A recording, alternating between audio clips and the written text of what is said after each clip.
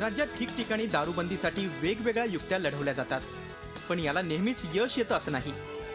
सोलापूर जिल्ह्यातल्या माढ्यामध्ये उपळवाडीच्या महिलांनी मात्र दारूची बाटली गावातून हद्दपार व्हावी यासाठी भन्नाट शक्कल लढवली आहे। कायद्याला धाब्यावर बसवणाऱ्या दारू विक्रेत्यांना उपळवाडीच्या मर्दानी महिलांनी जोरदार दणका दिलाय। गावात जो दारू विकेल त्याच्या हातात बांगड्या भरण्याचा निर्धार महिलांनी केलाय, त्यामुळे दारू विक्रेते चांगलेच धास्तावलेत। लहान लहान मुलीही सुद्धा आमच्याकडे पर्यंत येत असायच्या दारू बंदी करा म्हणून, पण आमच्या गावामध्ये दारू बंदी काही होत नसत। आता आम्ही त्यामुळे ठराव घेतला आहे, ग्रामपंचायतमधून आम्ही सर्व महिलांनी ठराव घेतला आहे, त्यामुळे आता दारू बंद झालीच पाहिजे। बायकांनी ठरवलं की दारू ही बंद झालीच पाहिजे।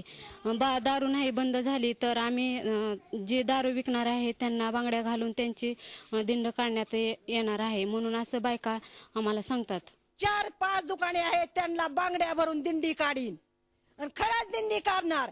त्यांना वाटत असेल की दिंडी काढणार नाहीत तर एक दिवस त्यांचा दिंडीचा असा येईल की सगळे येशेतून मोकळी भोंगळे करून आम्ही दिंडी काढणार म्हणजे काढणार। महिलांचा रुद्रावतार पाहून दारू विक्रेत्यांचे धाबे डाणाणलेत। थातूर मातूर कारवाईमुळे दारू विक्रेत्यांमध्ये पोलिसांची जरब राहिलेली नाही।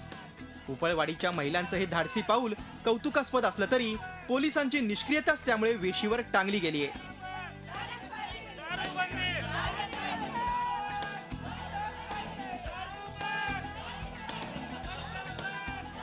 गेल्या अनेक वर्षापासून गावात असलेली दारू, त्या दारूमुळे अख्खी तरुण पिढी वाया गेली।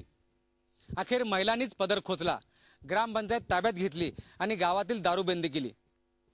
जे गावात दारू विकतायत त्यांना हातात बांगड्या घालण्याचा अभिनव उपक्रम या महिलांनी सुरू केला। त्यांच्या या उपक्रमामुळे नक्कीच गावातली तरुण पिढी आता सुधारणार आहे। व्हिडिओ जर्नलिस्ट दिनेश शिंदेसह संजय पवार, झी मीडिया, उपळवाटे, सोलापूर।